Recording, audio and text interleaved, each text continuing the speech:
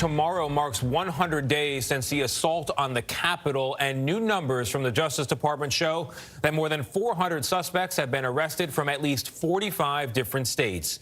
We're also getting our first look at a report showing how unprepared Capitol Police were that day. And our senior investigative correspondent, Herridge, is on Capitol Hill for us, where the inspector general behind that report will testify later today. Catherine, good morning to you.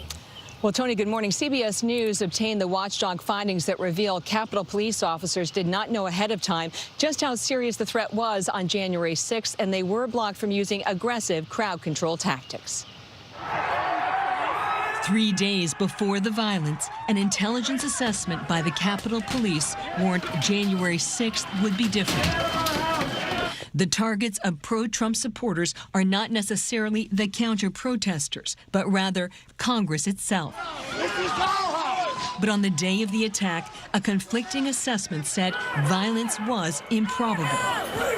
An internal Defense Department timeline obtained by CBS News also reveals new details of a dramatic call between former Vice President Pence and then Acting Secretary of Defense Chris Miller. From a safe location inside the Capitol, Pence reported building not secure. What is the timeline?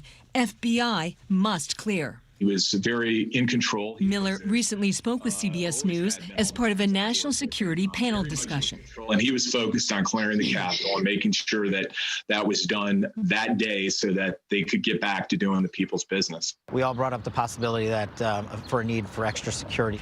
Kash Patel, Miller's chief of staff, was on those January 6 calls and also with Miller 3 days earlier when they met with then-President Trump.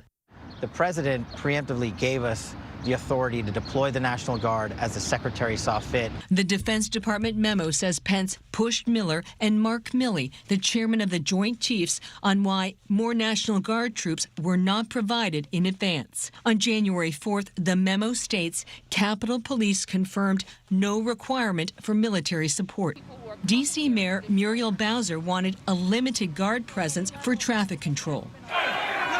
But an hour into the riot at 1:49 p.m., an urgent call pleading for help came from Capitol Police Chief Stephen Sund to the D.C. National Guard. The approval for Chief Sund's request would eventually come from the Acting Secretary of Defense and be relayed to me by Army senior leaders at 5:08 p.m., about 3 hours and 19 minutes later. Did the Pentagon team slow roll the Guard? No.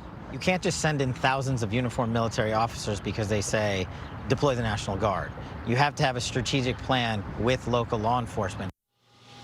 And CBS News has also obtained the raw intelligence report from the FBI that warned of violence the night before the attacks that never made it to leadership. It contained multiple threats.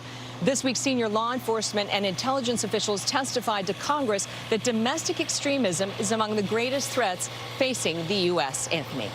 Catherine, thank you. Still so many questions here about how this was all allowed to happen. Hindsight is always 20/20, but it seemed like foresight was pretty 20/20 also. Yeah. I mean, how did you not anticipate the possibility of this? And every time you look at the video, it just takes my breath away about what happened You that notice day. something new every time. Exactly right, Tony. And none of it good. No. None of it good.